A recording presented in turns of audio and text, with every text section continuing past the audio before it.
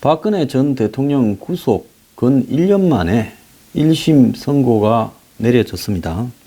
징역 24년에 벌금 180억입니다. 자, 재산 77억밖에 안 된다는데 벌금을 180억을 때렸습니다.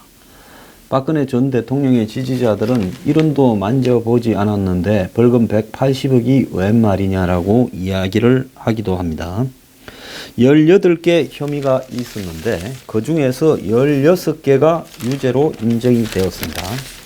그런데 지금 보면 이 좀 재판 내용이 워낙 잡다한 것까지 다 넣어가지고요. 복잡한데 지난번에 추가 기소된 정치 개입 문제나 특수활동비 문제는 이번 재판에서 빠져 있습니다. 그런데 18개 중에서 5개는 박근혜 전 대통령의 이 개인 단독 범행이고 나머지 15개 정도는 이 공동으로 되어 있는 부분입니다. 18개 중에서 5개는 박근혜 전 대통령의 단독 혐의고 13개는 이 최순실과 공동 혐의입니다. 그런데 여기서 다들 그냥 이 내용에 대해서는 표로 만들어서 이야기를 하면서 크게 분석을 하지 않는데요. 제가 보니까 지금 특징이 좀 있습니다. 이 재단 K스포츠나 그 다음에 미르재단, 동계영재스포츠센터 등의 돈을 내라고 한 부분에 대해서는 모든 기업에 다 이 돈을 내라고 했죠. 많은 기업들로부터 거두었는데 그 부분에는 강요와 직권남용을 적용을 했고 거기에서 뇌물을 적용을 하지는 않았습니다. 그러니까 강요와 직권남용만 되어 있는 부분이다. 그러면 뭐가 뇌물이냐? 이 롯데와 SK 등에 추가로 K스포츠 등에 돈을 내라고 했다라는 부분. 그러니까 처음에 한번 그런 데 대해서 돈을 내라 재단에 한 거는 뇌물이 아니에요. 다만 대통령의 직위를 가지고 직권을 남용하고 상대가 안 낼 수 없도록 강요한 거지. 뇌물로 처리는 하지 않았는데 롯데와 SK 등에 추가로 더 내라고 했던 부분은 이 뇌물죄가 적용이 되었습니다. 그 다음에 정유라가 삼성 간에 관련되는 승마의 지원 부분에 대해서는 일부가 뇌물로 인정이 되었습니다. 그래서 본인은 본 적도 없다는 뇌물이 230억이 추가가 되었고 그래서 아마 이 벌금이 180억이 나오게 된 것 같습니다. 그래서 전체적으로 봤을 때는 이 총 16개가 유죄로 인정되었는데요. 그럼 6개 유죄로 인정된 것을 항목별로 따지면 뇌물이 아까 SK, 롯데, 승마, 삼성의 승마 일부 해서 3건이고요. 그 강요죄가 있습니다. 강요죄, 강요미수인데요. 그건 CJ의 이미경 부회장을 물러나라고 한 부분이 강요미수로 이렇게 보이고요. 그 다음에 청와대 문건이 최순실에게 흘러간 부분에 대해서 비밀 누설 혐의가 이렇게 적용이 되었고 나머지는 직권남용과 강요 11건이 되어 있습니다. 그래서 뇌물선권, 직권남용, 강요가 11건, 그리고 강요 미수가 1건, 그리고 비밀 누설이 1건 등 해서 16건이 인정이 되었습니다. 그런데 여기서 이제 무죄 나온 2건이 뭔가 하면 삼성에서 재단 출연금을 204억 뇌물 수수했다라는 게 무죄가 나왔고요. 삼성에서 동계영재스포츠센터에 16억을 뇌물 수수했다라는 게 2개가 무죄가 나왔습니다. 그래서 박근혜 전 대통령이 이런 돈을 삼성에서 내게 한 부분에서 직권남용과 강요는 적용이 되었는데 처음에는 이 뇌물 및 직권남용, 강요 등이었는데 뇌물은 빠져버리고 직권남용과 강요만 남았다는 겁니다. 그래서 직권남용, 강요로서 삼성 등을 포함한 여러 기업체에 총 774억을 강요했다라는 죄만 남은 부분입니다. 그럼 이렇게 되면 이재용은 이제는 뇌물죄도 빠져버리고 이재용에게 남은 죄는 뭔 죄만 남았겠습니까? 직권 남용과 강요에 의한 피해자처럼, 피의자에서 피해자처럼 돼버리는 부분을 넣었어요.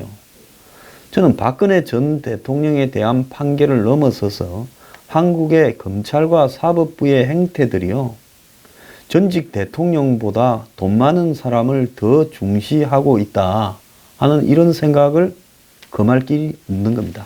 그런데 제가 앞으로 대한민국의 발전을 위해서 좀 박근혜제의 세부적인 부분을 좀 이야기를 해보겠는데요. 현대차의 납품, 광고 발주를 강요했다. 직권 남용, 강요입니다. 그 다음에 하나은행의 인사를 강요했다. 포스코의 펜싱팀 창단을 강요했다. GKL의 장애인 펜싱팀 창단을 강요했다. 문체부 노태강 체육국장의 사직을 강요했다. 문학의 블랙리스트 실행을 지시했다. 문체부 1급 공무원 3명을 사직을 강요했다. CJ 이미경 부회장 퇴진을 강요했다. 청와대 문서 유출을 했다. 이런 겁니다. 자, 그렇게 보자 하면 제가 이 정권도 지금 벌써 여기에 해당되는 죄가 여러 개 있을 것 같아요. 이 정권이 지금 공무원들을 보고 적폐청산 지수를 매겨가지고 그 지수가 가상의 지수인지 머릿속에 있는 지수인지 구체적인 지수인지 모르겠지만은 공무원들을 쫓아내거나 더 나아가서 한직으로 발령을 내는 일들을 박근혜 정권보다도 훨씬 더 심하게 하고 있지 않습니까? 그때는 주로 최순실 이해관계가 있는 문체부에만 그랬지만 이 정권은 벌써 출범하고 한 달 만에 국방부의 정책실장 백종천 씨입니까? 누굽니까? 그거 옷 뺏겼잖아요. 사드 배치에 대해서 4개가 들어와 있는지 말하지 않았다고. 그거 따져보면 정말로 4개가 들어와 있는지 몰랐다는 겁니까? 자, 그리고 지금 논란이 되어 있는, 제가 사부에 이야기하겠지만은 미국의 싱크탱크에 지원해주던 부분을 청와대에서 문건으로 해서 지시가 내려와서 또 국회의원이 설치고 해서 그걸 갖다가 지원을 끊게 했다. 그거 블랙리스트 아닙니까? 완전 블랙리스트죠. 그 블랙리스트뿐만 아니라 누구는 방송을 출연해서 공중파 프로를 맡게 하고 누구는 아예 출연도 시키지 말라는 블랙리스트가 온 사방에 있고, 심지어 무슨 탈북자나 태영호 공사나 이런 사람들 하지 마라. 지금 블랙리스트로 말하자면 수도 없이 많아요. 이것도 지금 이 정권이 관여하고 있어요. 그러니까 공무원 퇴직시키는 거, 또 누구를 출연시키지 말고 누구를 지원하지 말고 어디에 돈 끊으라는 거는 블랙리스트죄는 벌써 저는 드러나고 있다고 보고 있습니다.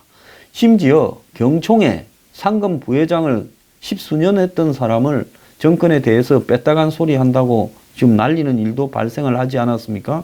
그거는 그러면 블랙리스트나 인사 개입 아닙니까? 이 인사 개입이죠.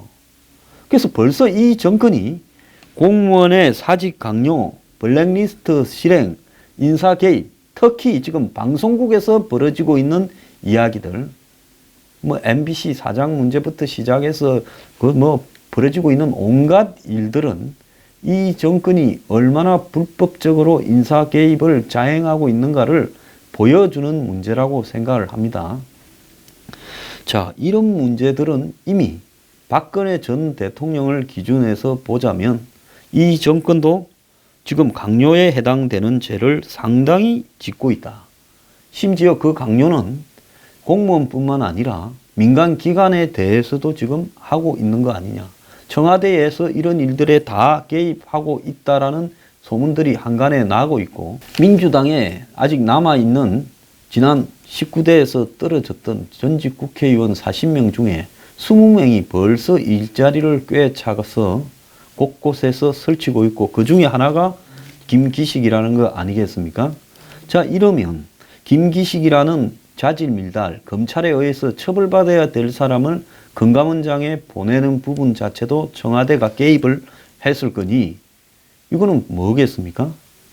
그래서 지금 이 정권이 이런 부분뿐만 아니라 임종석이 SK 최태원을 만나가지고 UAE와 레바논 가기 전에 도대체 무슨 이야기를 주고받았는가? 왜 북한에서 온 사람은 전부 워크힐에 가서 하루에 2천만 원짜리 방에 자기도 하고 전부 묵고 재이는가? 이런 부분도 지금 민관과 청와대와의 일종의 유착 혐의로 수사가 필요한 부분이라고 저는 생각을 합니다.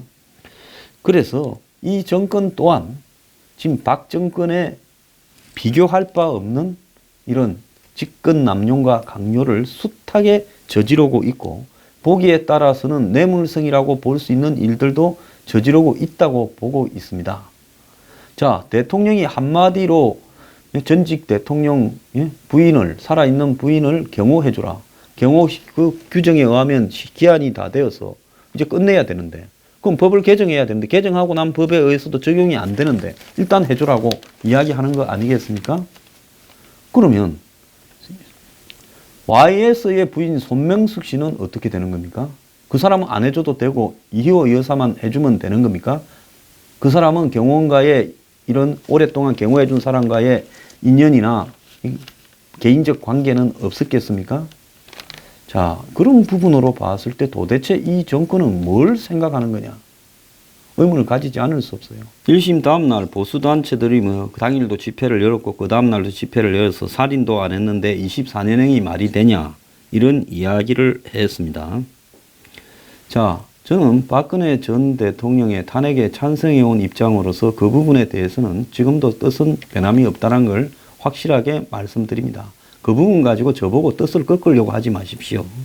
그런데 그 죄에 상응하는 처벌을 받아야 되는데, 이 정권이 모든 부분을 긁어내어서 이것도 죄라고 했을 때 제가 하고 싶은 이야기는, 박근혜 전 대통령에게 정말로 적용한 혐의가 맞다면 저는 그 부분에 대해서 그게 중하다 덜하다는 말은 하지 않겠습니다. 왜? 아무리 대통령이라도 법을 지켜야 되는 거고요. 대통령이 이런 일에 개입을 해서는 안 된다는 겁니다. 다만 이 사실관계가 달라진다면 그것은 매우 잘못되었고, 한마디로 사법 조작을 한 혐의까지도 적용을 해야 되겠지요. 또 더 나아가서 청와대가 지금 박근혜 전 대통령의 기소를 맡고 있는 이런 검찰이나 특검 등과 관련해서 여러 가지 지시를 하거나 작업을 했다면 그것도 나중에 처벌 대상이라고 보고 있습니다. 그런데 저는 박근혜 전 대통령, 아마 이명박 전 대통령도 이것보다 더 나오면 더 나왔지 덜 나오지는 않을 거라고 보고 있습니다. 그래서 처음부터 저는 이 정권이 전직 대통령들에 대해서 사법 처리를 하기로 작정을 해서 한국 사회에서 한마디로 좋지 않은 구태적, 묵시적 관행으로 내려오던, 서로 눈 감아주던 일들, 만약에 한국의 전직 대통령들에 대해서 법을 칼같이 엄격하게 적용을 한다면 대부분의 전직 대통령들이 징역 수십 년은 기본적으로 뜰 수 있다는 겁니다. 그래서 각자가 자식이나 형님이나 대표 측근 몇 명만, 한 너댓 명만 보내고 덮어주던 묵시적 관행들이 있었지요. 저는 그 관행들이 좋은 부분이라고 생각하지 않습니다. 한국 사회가 맑아지려고 한다면 관행을 깨고 누군가는 법대로 처벌을 할 필요는 있다는 거죠. 근데 박근혜 전 대통령에 대해서 법대로 하는 부분을 보면 아주 작은 부분까지도 세세하게 긁어 모아서 지금 처벌 조항에 넣었어요. 자, 그거 제가 부정하거나 잘못했다고 말하지 않습니다. 그러면 제가 분명하게 말을 하고 싶은 것은 이 정권 또한 지금 봐도 직권 남용이나 강요, 그리고 뇌물 의혹 등에 해당될 수 있는 건수들을 좀 저지르고 있는 부분이 보입니다. 자, 왜 SK에 저렇게 북한에서 온 사람들이 전부 지금 수백 명이 자고 갔느냐? 특정 호텔에 대해서 밀어주고, 뭐 했느냐? 이런 부분에 저는 좀 의아스러운 부분이 있어요. 대가가 뭐였는가도 궁금하고요.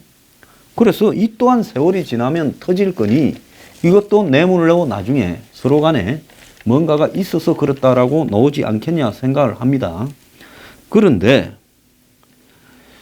자, 박 전 대통령 같은 경우에 사실상의 죄라면 이런 세세한 부분에 대한 죄라기보다는 대통령으로서 일종의 관저 밖을 나서서 적극적으로 업무를 수행하려고 노력하지 않고 더 나아가서 최순실이나 3인방이나 핵심 측근 한둘에다가 상당한 부분을 의사결정을 위임한 채 대통령의 직무를 상당히 게을리하거나 무능하게 했거나 하는 부분이 솔직히 더 큰 죄라고 봅니다.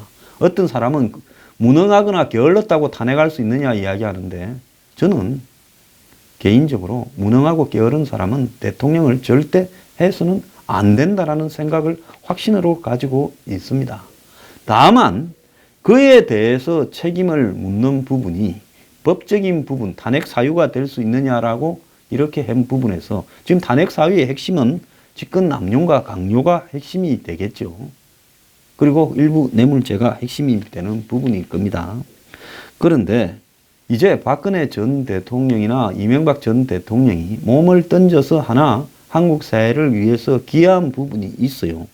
본인이 원하지는 않았겠지만 결과론적으로 그렇게 됐다는 겁니다. 자, 지금 우리 사회에요. 대통령 중에서 이승만, 박정희, 전두환, 노태우, 김영삼, 김대중, 노무현, 이명박, 박근혜 9명 전원이 하야, 탄핵, 피살, 자살, 투옥, 친인척 비리 등으로 만신창이가 된 것은 확실하다는 겁니다. 제가 전에 이명박 전 대통령이 일이 되기 전에 이렇게 이야기하니 이명박은 아니지 않느냐고 누가 이야기해서 제가 미리 땡겨서 선불로 전원이 불행하게 됐다라고 한 바가 있는데 이제는 완벽하게 선불이 지급이 되었습니다.